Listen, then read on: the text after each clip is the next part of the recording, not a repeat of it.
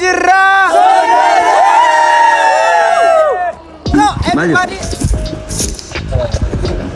Nagaa gammachuudha.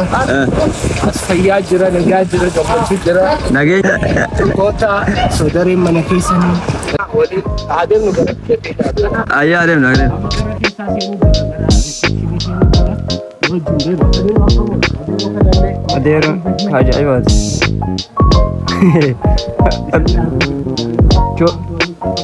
Walitti hodhu hin dabbara. Hin dabbara afaan kee walitti. Ayyee ayyee.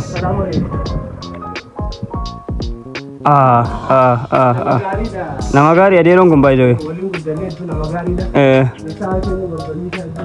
Iddoo tokko waaw. Wow. Ijoollee qaqqashtii. Maaliin deemnam? Konkolaataan keenya kunoo gara Kennaa miti yeroo konkolaataa mati. Assalaamu alaikum soodara iddoo nagarra akkam antee soodara hin cufame hin jiru hin jenne. Sooma isaaniitiin sooma. Amma erga dhufne guyyaa sadii. Guyyaa sadii akka ajaa'ibaatti dhiqannee amma. Namni kataa gannee booddee isaa dhufe. Amma dhiqannee baaburaatti bakka jiran kana bishaan ajaa'ibaatti bishaan roobaanna nama hunda dhabe dhiqannee ijoollummaa keetti deebiin. Namni fayyaa barbaadu, namni nagee barbaadu Soodaree haa dhufu. Soodaree!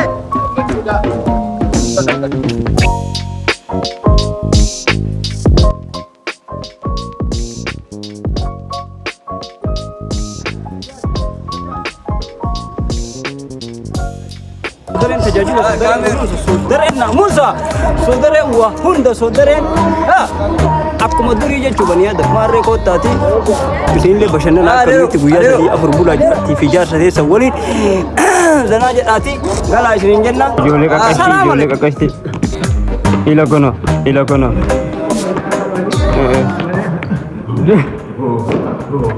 Ijoollee tana batatuu finne asitti badannee akka fayyanii finne.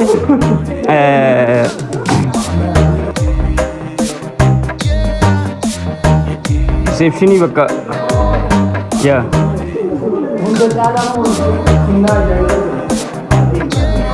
Haalli ijaarsawwan kana hedduu tokko nama ajaa'iba. Sila wanni kun dhagaa abbaa.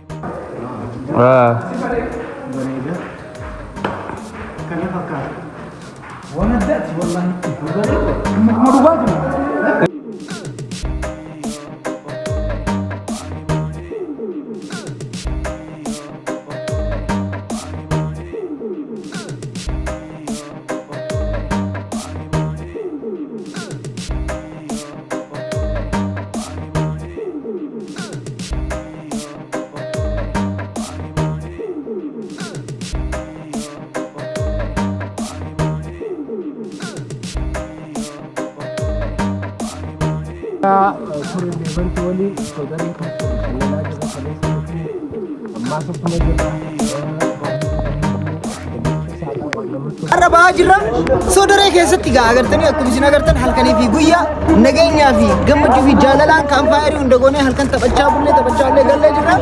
Arramoo guyyaa Soodareen akkuma kan haala gaariidhaan nu simattee akka ajaa'ibatti nu keessummeeffattee jirtu.